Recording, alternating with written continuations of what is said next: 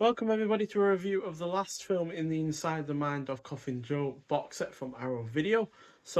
Yeah, this is 2008 Embodiment of Evil.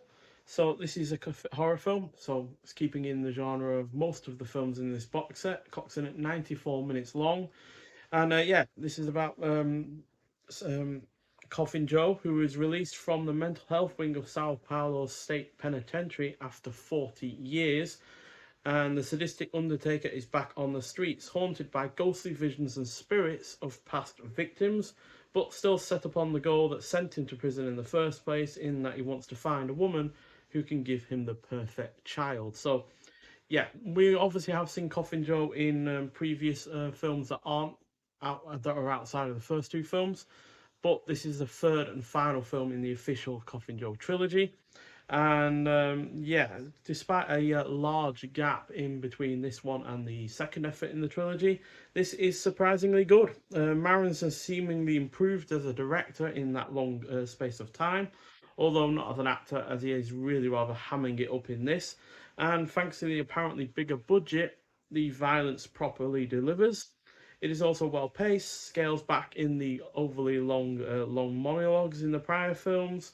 The plot is engrossing, and even though it's shot on, isn't shot on film, the cinematography is still mostly on point. Although it does lack the kind of high quality look of a film production, but even though it's only shot on digital camera, it still looks pretty good.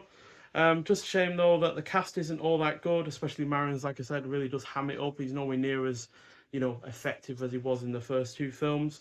The script is rather on the nose at times. The fight scene at the end is extremely awkward, and although Marins has done worse than this, it still doesn't match the first two Coffin Joe films, unfortunately. Yeah, but it still gets a 3.5 out of 5, which is definitely one of the better ratings out of this box set.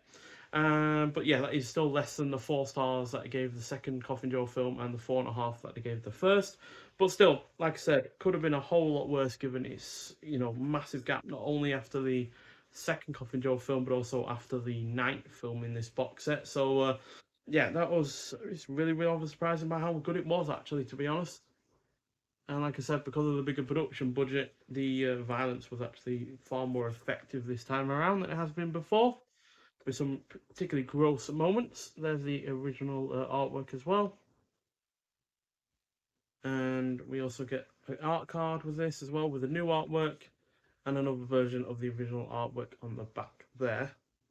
And in terms of on the disc, well, because it's not in film, we obviously can't scan the print because there is no print, but it's got the high definition presentation of the film. You've got original lossless DTS HD MA 2.0 and 5.10 audio options, optional English subtitles. You've got archive audio commentary with producer Paulo Sacramento and co-screenwriter Denison Ramalho, which is in Portuguese with English subtitles.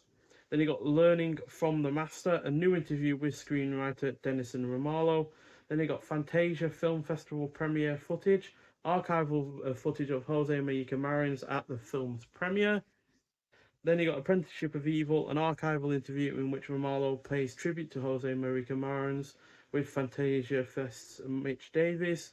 Then you got official making of and experimental making of, 2 archival featurettes about the production. Then you got deleted scenes with commentary by director Marins. Then you got visual effects, Purgatory, an archival featurette with commentary by director Jose Maria Marins. Then you got storyboards, and the archival feature with commentary by the director again. Then you got the theatrical trailer and the reversible artwork that you've already seen there. So, yeah, fairly solid effort, to be honest, considering the massive gap in time between, like I said, the second effort in the trilogy and the ninth effort in this box set. But yeah, still, it's got its flaws, and I can certainly see why some people might not like it. But to be honest, with my expectations on the little on the low side of things, I feel like it, at least engrossed and entertained me to some degree.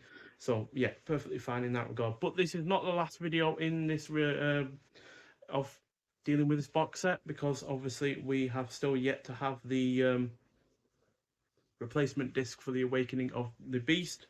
So once we get that disc in, I'll watch for the rest of the film that I couldn't watch because the subtitles cut out, about a third of the way through, and then with that release of that film, you'll also hear my review on that film, plus my final thoughts on this box set and whether or not I feel like it's worth the money, and yeah, whether or not I regret or not buying it, quite frankly.